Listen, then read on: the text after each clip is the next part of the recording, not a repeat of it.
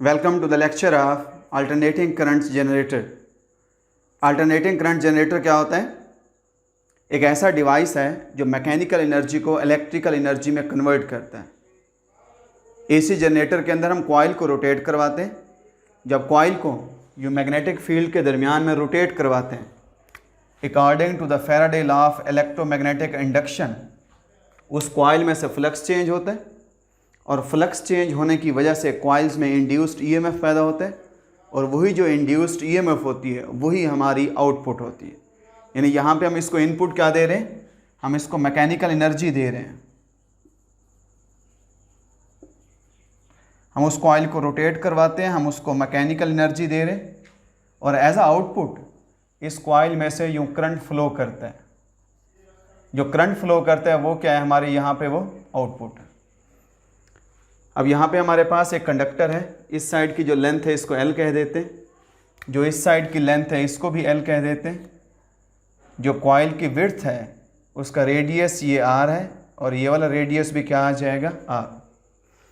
हम इस कॉइल को यूं करके ऐसे एंटी क्लॉकवाइज घुमाते हैं, हम क्या कह देते हैं कि alternating current generator is a device that converts the mechanical energy into electrical energy. और इसका बेसिक प्रिंसिपल क्या है? The principle of the alternating current generator is Faraday law of electromagnetic induction.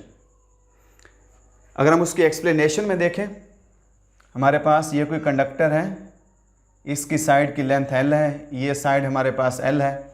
जब हम इसको यूँ रोटेट करवाते हैं तो इस साइड पे जो कंडक्टर की वेलोसिटी होगी वो इस डायरेक्शन में, इस साइड पे जो कंडक्टर की वेलोसिटी होगी वो क्या आ जाएगी? यूँ आउटवर्ड। यानी कंडक्टर को देखें, ये कॉइल है, इस साइड पे ये मैग्नेटिक फील्ड है,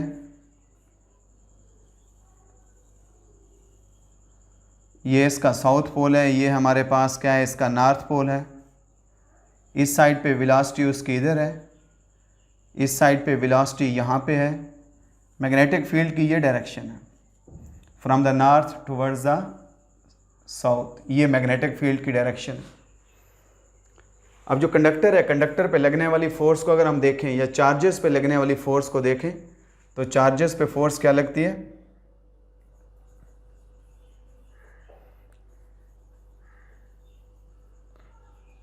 फोर्स ऑन चार्जेस इज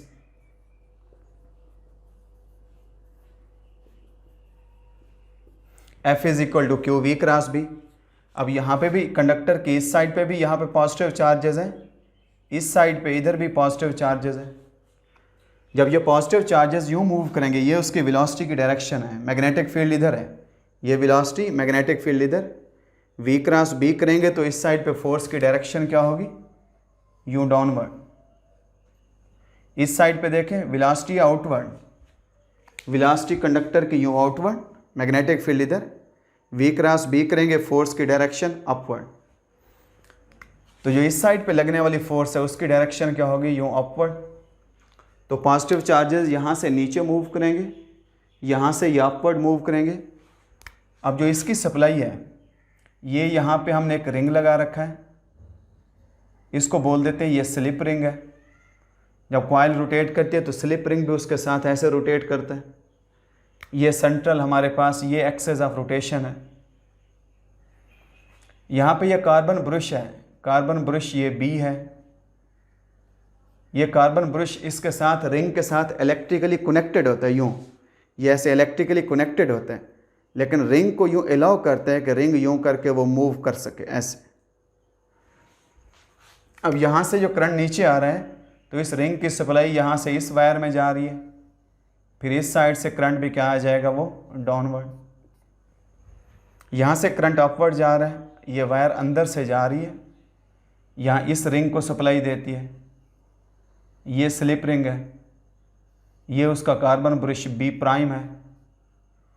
अगर इससे करंट ये आउटवर्ड है तो ये वाला करंट क्या आ जाएगा? यूँ करके ये आउटवर्ड।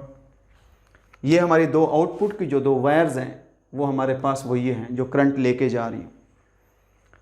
इस साइड पे जो कंडक्टर पे इंड्यूस मोशनल ईएमएफ होगी,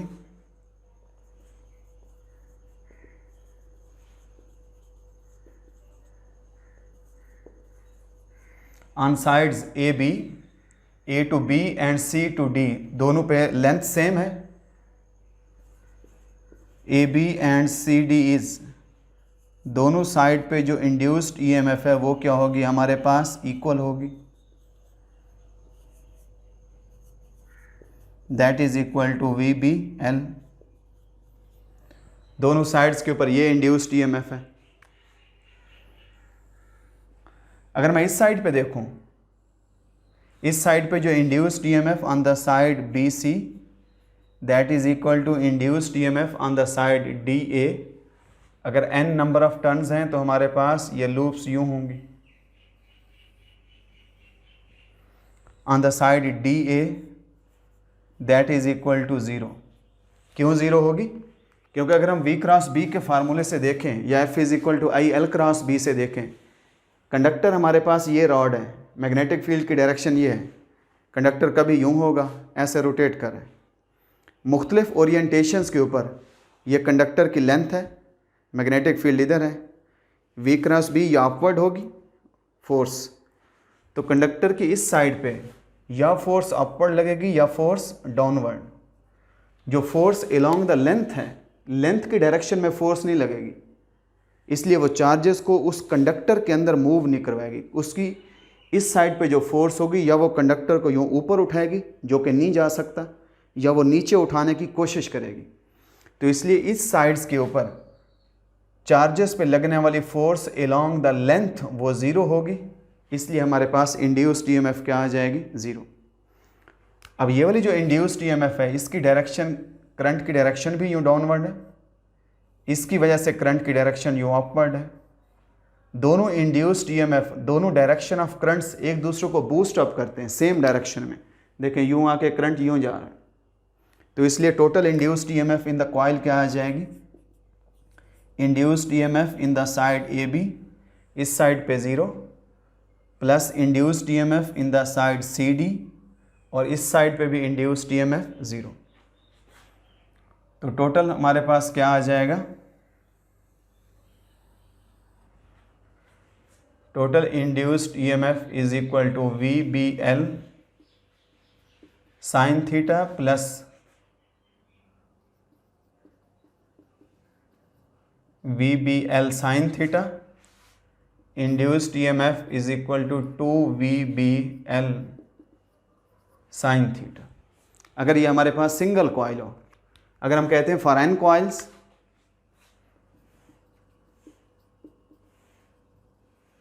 for n turns of a coil, अगर कॉइल के n टर्न्स हैं तो induced EMF is equal to 2NVB sine of theta.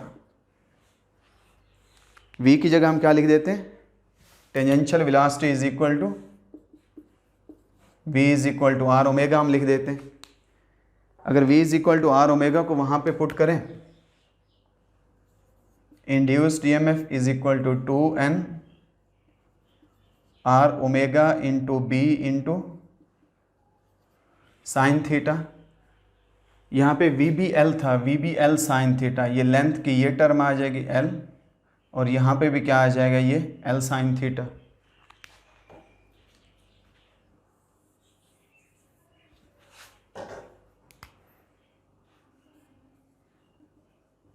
ये L साइन थीटा आ जाए। अगर हम यहाँ पे लिखें, हमारे पास एरिया ऑफ द क्या आ जाएगा, कॉइल 2R, उसकी width R plus R 2R, R उसका रेडियस है जिस रेडियस में वो रोटेट कर रही थी, मल्टीप्लाइड बाई लेंथ, उसकी total width multiplied by length, that is equal to area of the coil. ये यहाँ पे पुट करें तो क्या आ जाएगा, N omega area and B।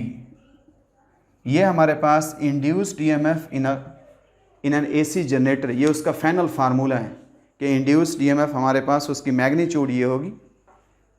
अगर मैं इसकी एक्सट्रीम वैल्यू को लिखूं, for theta is equal to 90, theta किसके दरमियान एंगल है, बिटवीन V एंड B, इस फार्मूले के मुताबिक theta is the angle between velocity of the conductor multiplied by magnetic field.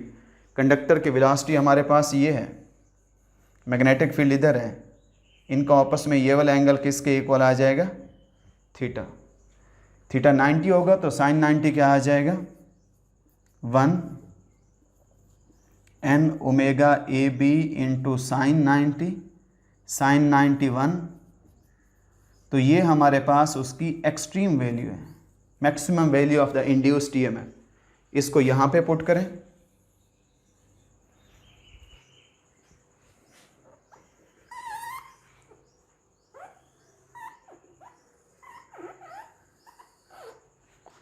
तो ये फार्मूला बनेगा induced EMF that is equal to E not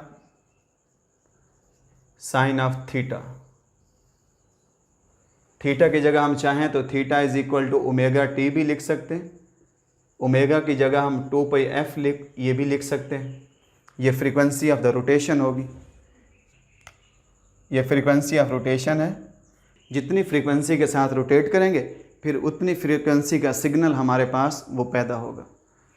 अगर हम कहते हैं कि यहाँ पे जो आउटपुट आती है, यहाँ पे मैं कोई एक रेजिस्टर लगा देता हूँ, यहाँ जो आउटपुट आती है उसको इस रेजिस्टर से गुजरवाते हैं, हम देखते हैं रेजिस्टर से गुजरने वाला करंट क्या आ जाएगा, as current is equal to voltage divided by resistance. Voltage है ई नॉट साइन थीटा की जगह हम लिख देते हैं 2πft divided by R. E naught maximum voltage divided by resistance that is equal to maximum current.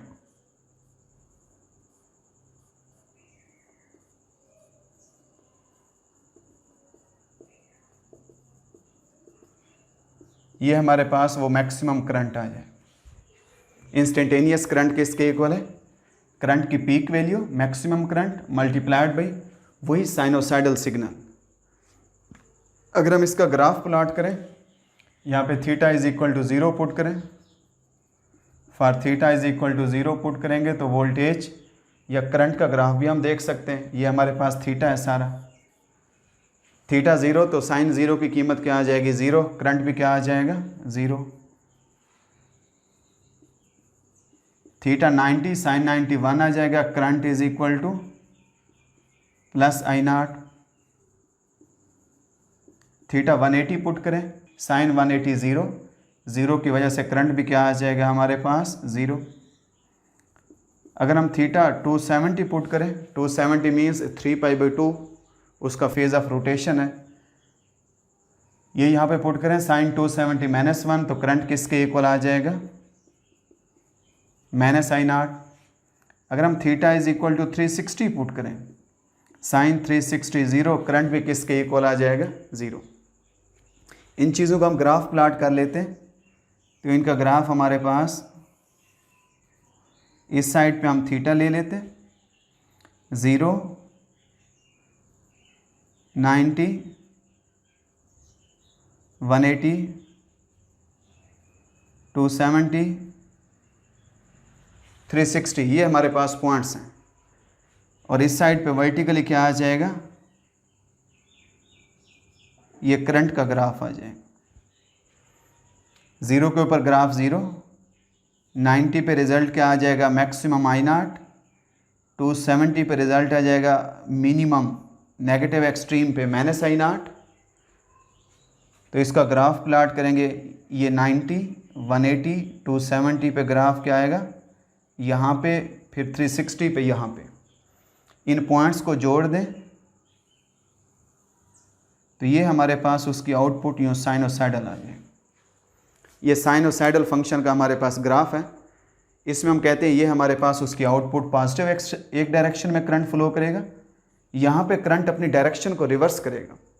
जब current अपनी direction को रिवर्स करता है, हम कहते हैं जो आउटपुट जो हमारे पास उसका होगा आउटपुट वोल्टेज होगी, आउटपुट वोल्टेज अपनी पोलैरिटी को चेंज करती है। एक डायरेक्शन में हमारे पास ये एंड उसका पॉजिटिव, फिर वो अपनी करंट अपनी डायरेक्शन को रिवर्स करता है। एक साइकिल में एक दफ़ा अपनी डायरेक्शन को रिवर्स करता है। करंट क्या करता है, रिवर्सेस वंस इन साइकिल, एक साइकिल में एक दफ़ा अपनी डायरेक्शन को रिवर्स करते हैं, और f टाइम्स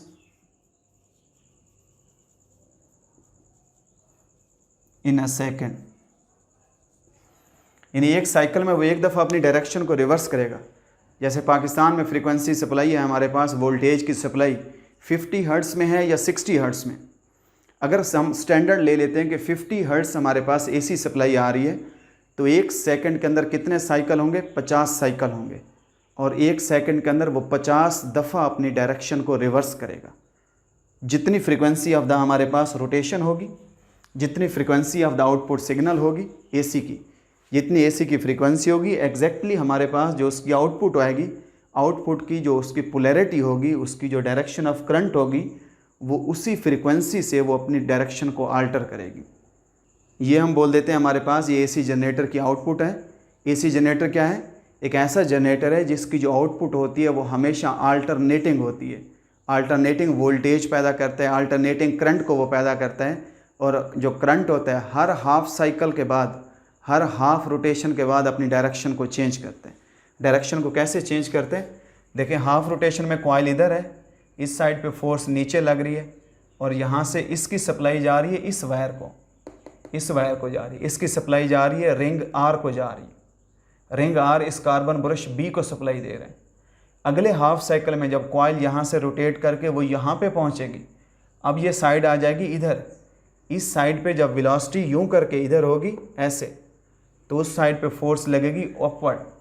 जब वही साइड रिंग आर को सप्लाई दे रही है, जब वो साइड इधर है, तो इस कॉइल में से, इस वायर में से करंट क्या होगा? वो डाउनवर्ड।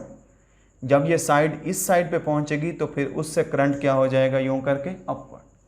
तो हाफ साइकिल में आउटपुट लाइंस के अंदर, आउटपुट वायर्स के अंदर हाफ साइकिल में करंट डाउनवर्ड है, और हाफ साइकिल में करंट क्या है? वो अपवर्ड।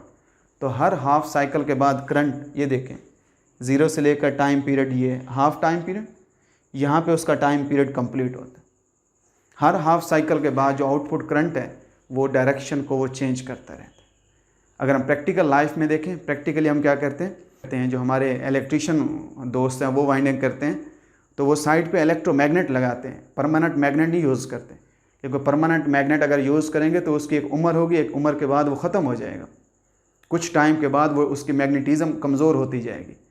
वो साइड पे रिंग्स लगाते हैं, तारों के गुच्छे बना के सोलेनाइड की शक्ल में लगाते हैं, उनको बोल देते हैं वो इलेक्ट्रोमैग्नेट लगाते हैं। तो इलेक्ट्रोमैग्नेट की मदद से हम क्या करते हैं? इलेक्ट्रोमैग्नेट की मदद से हम बाहर वाला मैग्नेटिक फील्ड देते हैं। तो मैग्नेटिक फील्ड जब हम देते हैं तो दरमियान में जो कॉइल होती है, कॉइल को रोटेट करवाने के लिए हम पीटर इंजन का सहारा भी ले लेते हैं। अगर हम किसी हाइड्रल पावर प्लांट पे देखते हैं, हमारे पास कोई डैम है, वहाँ पे हम पानी को स्टोर करते हैं। जब पानी नीचे गिरता है, अपनी पोटेंशियल एनर्जी से उसकी शाफ्ट को घुमाएगा, शाफ्ट जाके मैग्नेट के दरमियान में कॉइल को घुमाएगी। यानी कॉइल को रोटेट करवाने के लिए हम क्या करते हैं? हम पीटर इंजन का सहारा भी ले सकते हैं, हम वाटरफॉल का सहारा भी ले सकते हैं। तो किसी तरीके से हम कॉइल को रोटेट करवाते हैं। साइड पे जो हमारे पास मैग्नेट हैं, वो इलेक्ट्रोमैग्नेट जो होते हैं, वो उसको मैग्नेटिज्म प्रोवाइड करते हैं। उसकी वजह से उस कॉइल के अंदर इंड्यूस्ड ईएमएफ पैदा होती है। और ये भी हो सकता है कमर्शियल लेवल पे हम ये भी कर सकते हैं कि हम कॉइल को स्टेशनरी रखें, जो बाहर वाला मैग्नेटिक फील्ड है उसको चेंज करें। मकसद क्या है कि rate of change of magnetic flux होगा तो उसमें इंड्यूस्ड ईएमएफ पैदा होगी, और Faraday law of electromagnetic induction के बायस वो जो हमारे पास एसी जनरेटर होगा वो आउटपुट क्रिएट करे। प्रैक्टिकल लाइफ में हमारे जितने जनरेटर हैं, जितने हमारे एसी जनरेटर हैं, वो सारे के सारे इसी प्रिंसिपल पे काम करते हैं। हम उनको मैग्नेटिक फील्ड के अंदर किसी कॉइल को रोटेट करवाते हैं, उस कॉइल को आर्मेचर कह देते हैं, जिसके ऊपर मैनी नंबर ऑफ टर्न्स होती हैं। उन टर्न्स को क्या करते हैं? हम उसमें मैग्नेटिक फील्ड में रोटेट करवाते हैं। Rate of change of flux की वजह से उसमें वोल्टेज पैदा होती है। वोल्टेज को रास्ता दे देंगे तो करंट फ्लो करना शुरू कर देगा। आप इस टॉपिक को स्टडी करें। कहीं आपको कोई प्रॉब्लम फील होता है तो मैं आपके साथ हूँ। आप मुझे कमेंट्स करें, आप मैसेजेस करें, मैं पॉजिटिवली और प्रॉपरली आपको उसका आंसर दूंगा। Thank you so much.